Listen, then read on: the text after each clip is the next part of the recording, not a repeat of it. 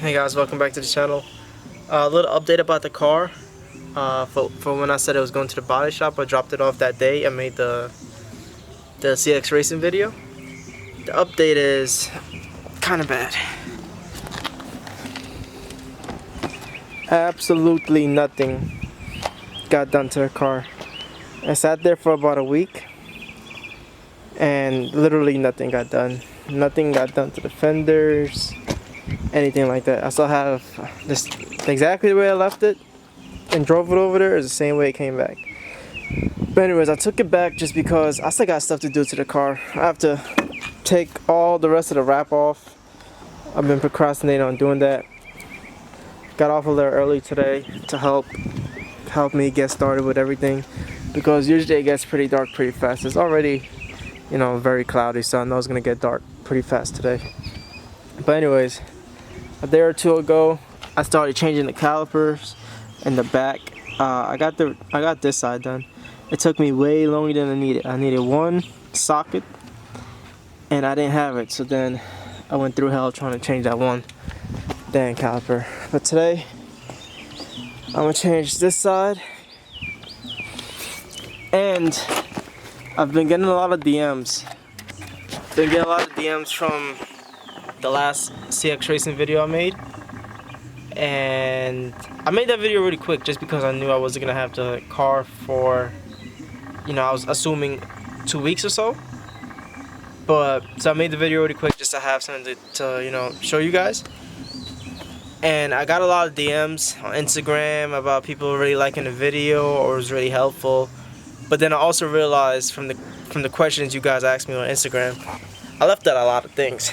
So today I'm probably gonna go over some of the things I left out, more along the lines on the install aspect of the CX racing kit, not just a tip.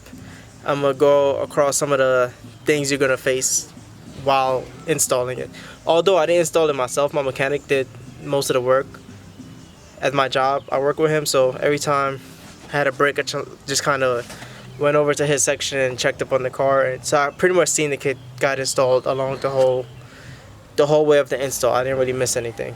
So I'm gonna install this caliper real quick, and I'll get back to you guys with, I guess, part 2 of the CX racing kit.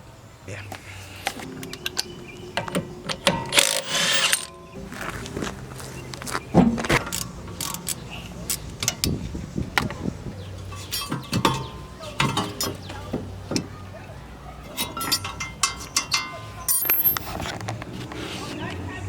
So pretty much this is the reason I'm changing it. I changed my rear brakes like a week ago, right before the body shop, and then I noticed all them hairs like ripped up. And I forced it back in just because I knew I'll just go buy a new caliper and change it when I have time. Alright guys, new caliper is on. Everything's connected back. I have a question. Do you guys ever have the issue with this caliper always seizing, like kind of too often, like this right here? This always messes up on me for some reason. It's 4 years I had this car. I probably changed this 3 times, so almost once a year. It always messes up.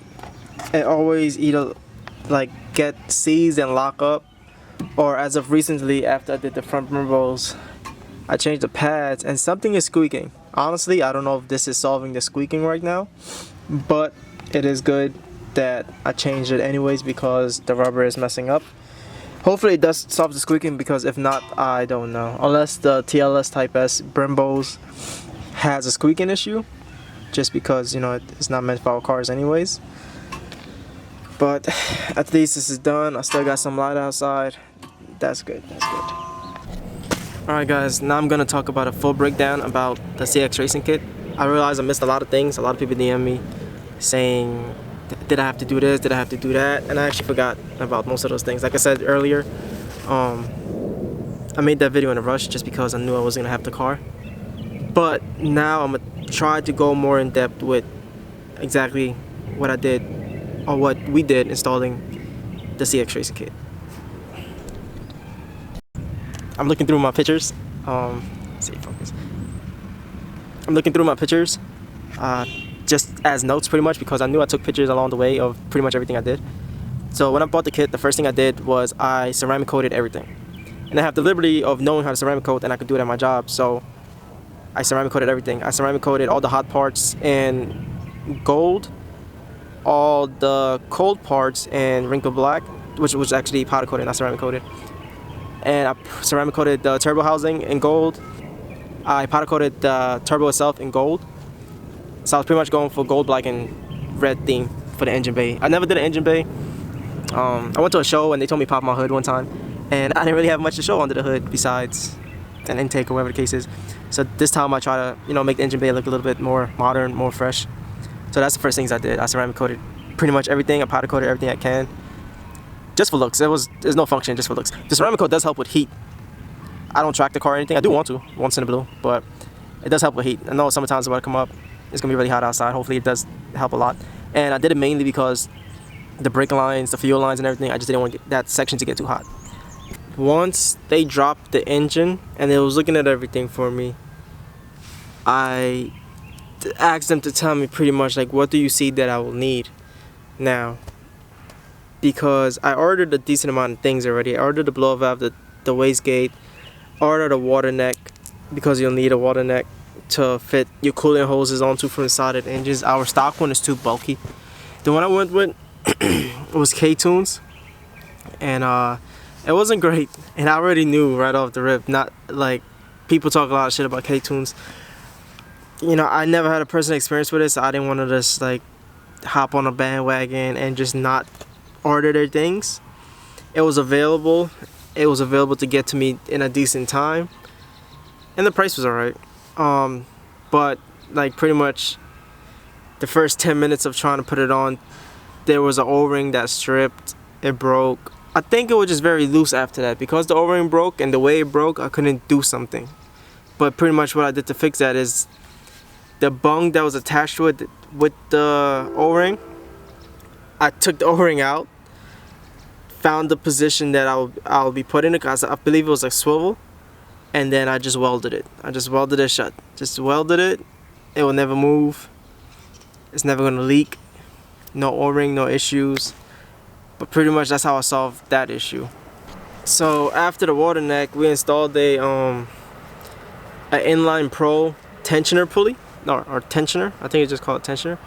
I've heard that, you know, if you're boosting your car, that's one thing that you need. So I went ahead and just got it out the way. It was very small. It's kind of pricey for how small it was. It was like 160 bucks, I believe. I'm not sure, but I needed it, so I added it to the cart, shipped it over. The install on that was pretty easy. It didn't look too complicated. Like I said, I didn't do most of the work. My mechanic did, but I was by his side, just like looking the whole time. So a tensioner pulley. Then after that, we see, like I said, all the pictures. After that, we pretty much mocked up everything. We put on the manifold, the dump tube. We mocked up the turbo. We started heat wrapping everything we could on the firewall, since the engine's off the ground. I mean, out the car. And being that as a budget kit, one thing about the CX Racing manifold that I noticed right here, so that's the manifold, and that's where the turbo starts mounting to the manifold. One thing is, I needed new bolts.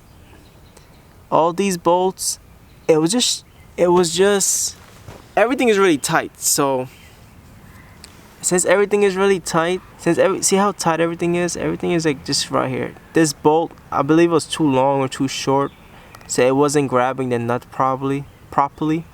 So I had to go get new bolts just to accommodate for the nut, the locking washer.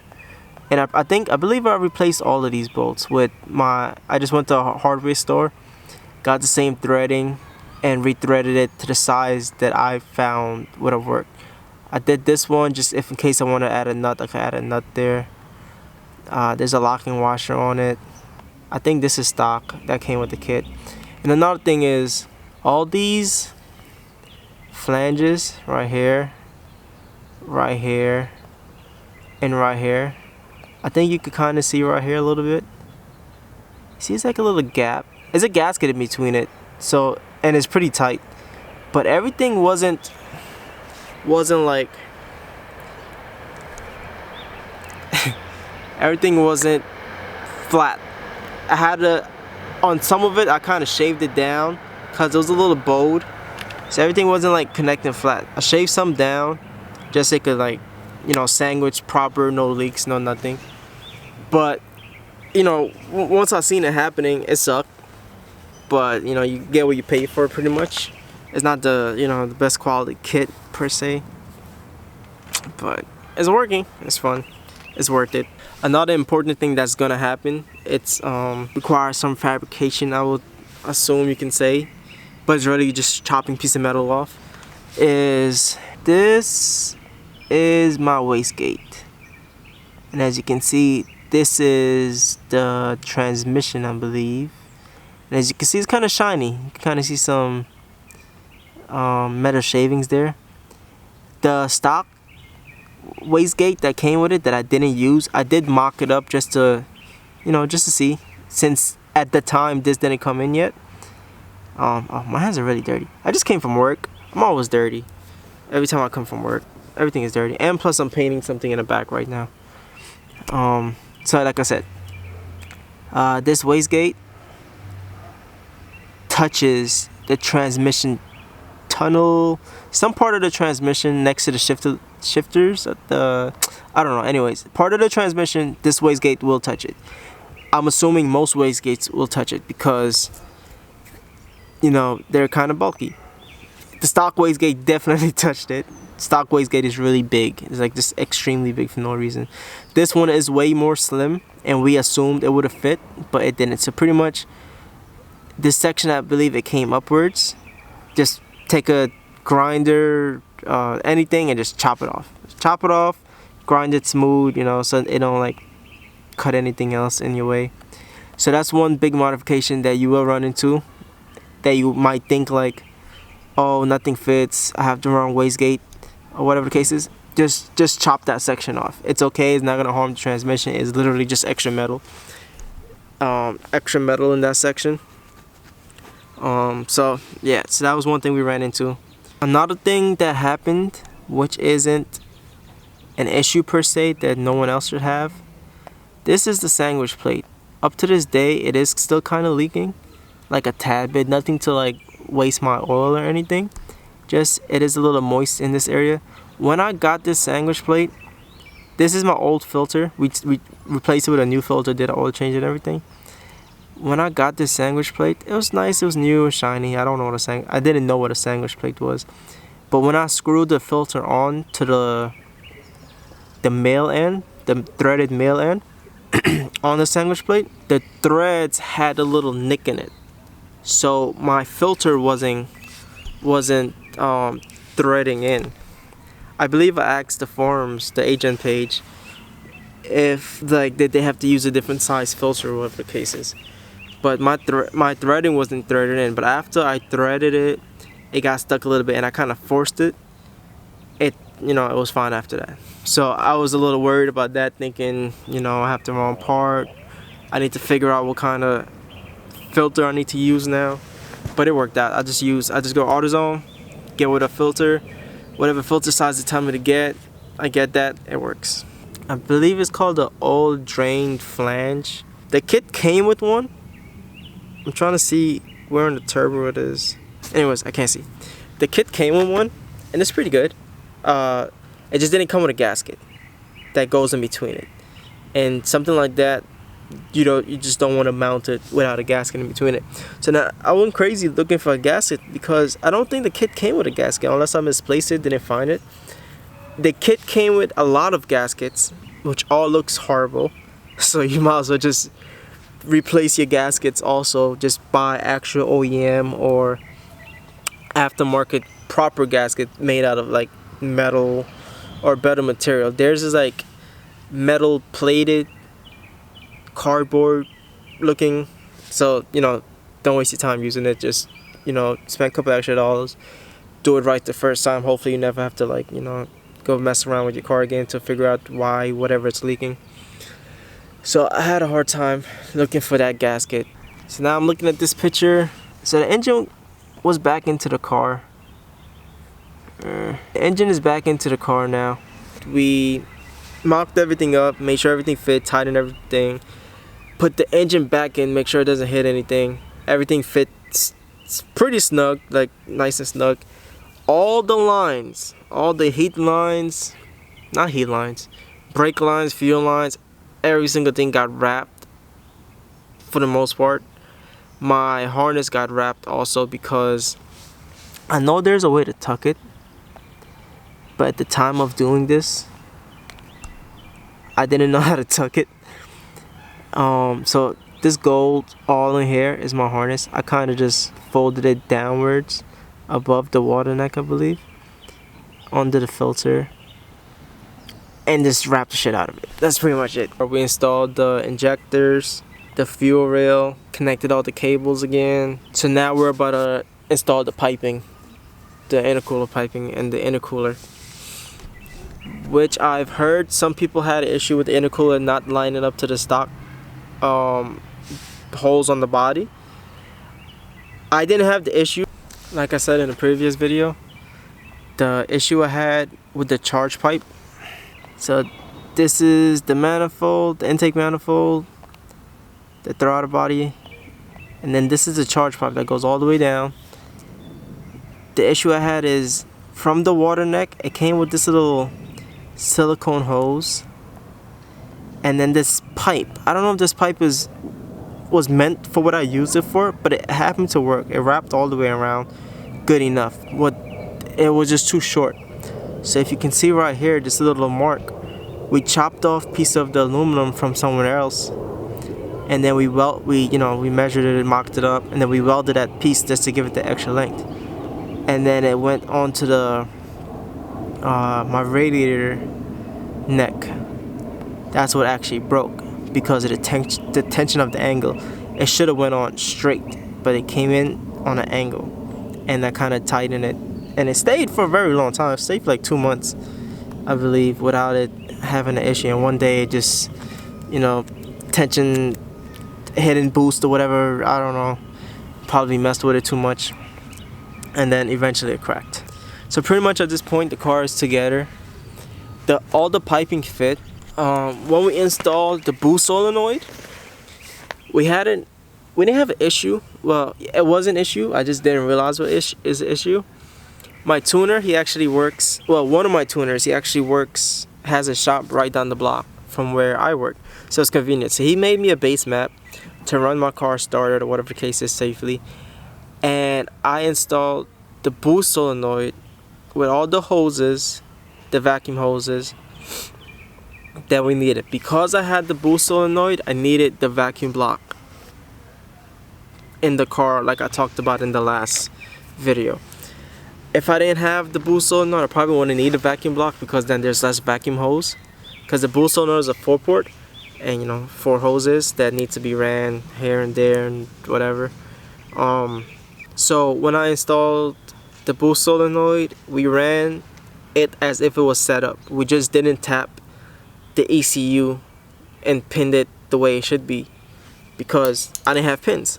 I didn't know it didn't come with pins. I didn't know there was a whole little kit that you had to buy to do all of that. So if you ever want a boost solenoid, make sure you buy the pin kit also to pin your ECU and get it out of the way in one shot.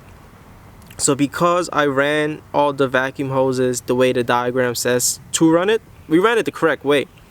But because the ECU wasn't pinned and the car wasn't tuned or registering boost by gear or anything like that, I was driving around the city happy that my car is like finally running or whatever the case is, and then I'm driving, I'm stepping on it, I let off, it go choo-choo-choo-choo, right?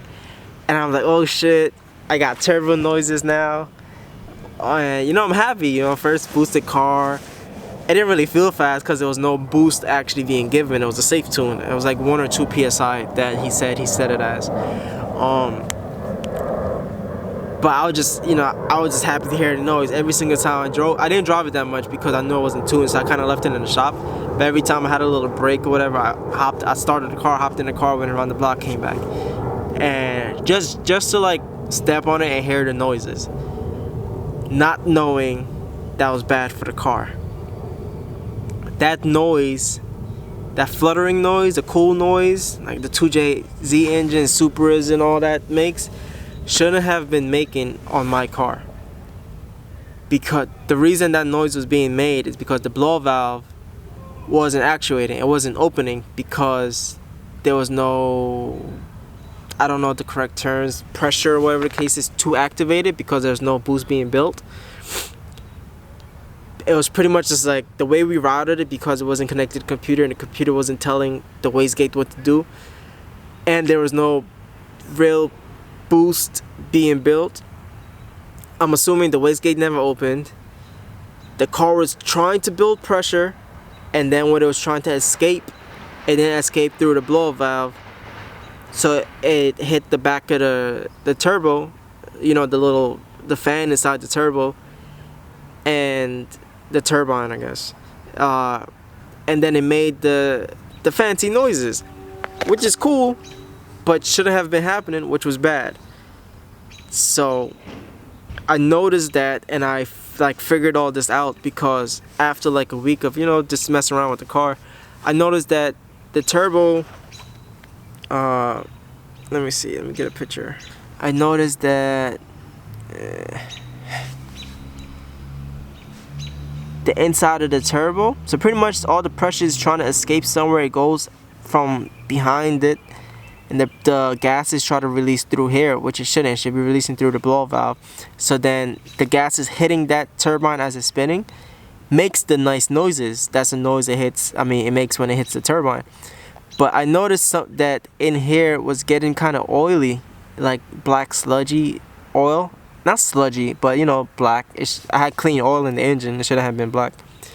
So I went around and asked questions to my mechanic, and you know, we didn't really understand. And then we figured it out after I started getting my E-tune, because I needed to reroute my vacuum lines to wastegate pressure, and it wasn't wastegate pressure at the moment. So that was causing, you know, potential harm to the car. Good thing I didn't drive the car too much. Good thing I didn't really, you know, drive it home or anything. Or just like around the block once or twice, or 3 or 4 times. But future reference, if you install a boost solenoid and is not connected to the computer yet, you didn't pin it to the computer, and your car is not tuned for the boost solenoid, this issue might happen to you. So just, if you connect it, just, you know, mount it, or don't mount it yet until you're ready to tune the car.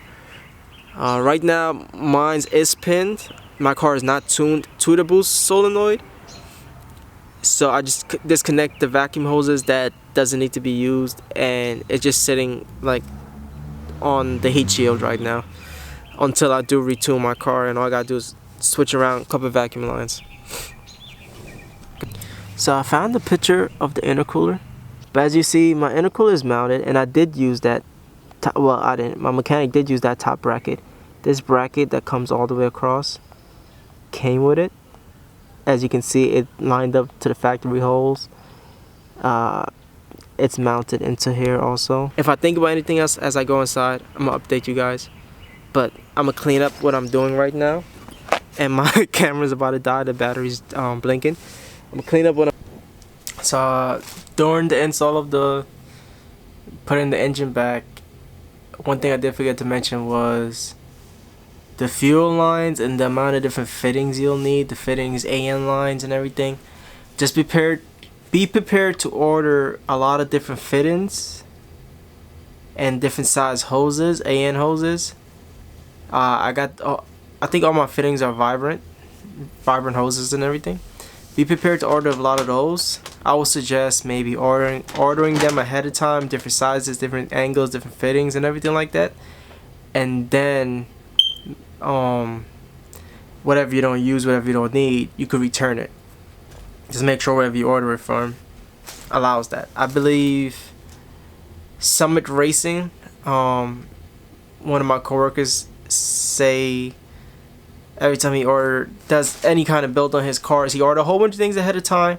Whatever he doesn't use, he just returns it, because some racings allow you to do that. I ordered some stuff off of them, and they even sent me a return label, like straight off the rip. Whatever I didn't use, I return straight back to them. So that's one thing that you will need. I believe every hose that came in the kit except the oil return on the turbo, I didn't use. It just the hoses like was frailing apart really fast and everything. So everything I just replaced with vibrant hoses. So that's one thing. Just order I did order a kit, a sorted hose kit, a sorted hose vibrant kit. That kind of solved like half my issues. It had most of the things I needed except the length of hose that I needed. So that's like a tip, just to have just something to look forward to before you get stuck not having these things. If you have a parts store that has all these things, that actually comes in handy too. I can't really think about much else. I know there's probably more that I'm missing. Like I said, whoever wants to DM me, they could DM me and ask me questions. Once you DM me, I remember like, oh crap, I forgot that. But you could DM me, ask me any questions. But for now, that's all. I do have I don't know if I should call it news. So everybody remember that I was gonna go to the body shop, right? So everybody remembered that I was gonna go to the body shop. The thing that I wanted to do was I wanted to extend my flares. I seen this guy, he's a shop friend. I seen him done it before. I seen cars that he've done it on. It's pretty cool looking, right? I wasn't really too sure about what it would look like on a Civic, our generation, but I was like, you know, why not? He gave me a decent price for it, but you know, he's really busy, so I just took the car back just to start cleaning it up. I had to change the caliper and everything like that, because I'm very impatient. Well, what I end up doing is I ordered some flares, some metal flares. I'm thinking about trying to DIY the whole process. It involves welding. I never welded. Well, I never like actually welded before. I picked up the tool just to use it because we have one at our job, but I don't know what I'm doing. I think it should make a pretty good, maybe 2 to 3 part series type thing of me trying to do it myself. So far I researched. You know, you gotta tack the flares. The back, you gotta cut it, fold the little flaps as if you're going wide body. I never wide body a car. Well, tack weld that. Weld the whole thing closed so you don't have no rusting or I don't know.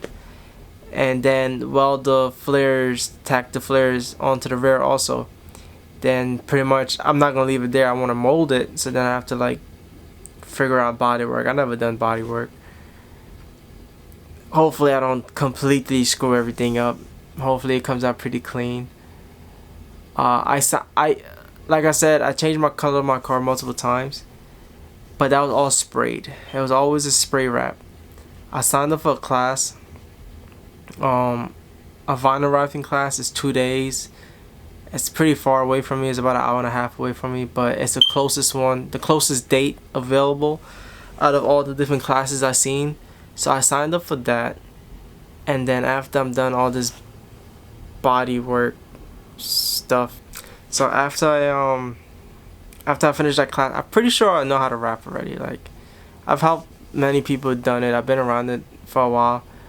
So I just took the class just to touch up skills and actually have hands-on training on it. But then I'm gonna wrap the car.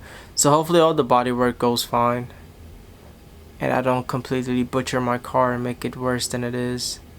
Because now I gotta literally cut off fenders, and you know, there's no replacing the rear fender. I mean, you can, but I'm not paying for all of that. I'm gonna just deal with it however it comes out.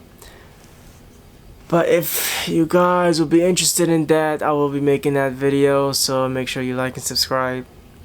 Stay tuned for that. It should be funny because I don't know what I'm doing. It'll be a very crazy learning experience. if anybody else want to try and do anything just like that, you guys can watch and follow along and learn along. If you have tips, if you're a body person, let me know. Leave a comment in the description. Leave a link to a video I should watch or whatever in the description if that helps. But alright, peace. Till next time.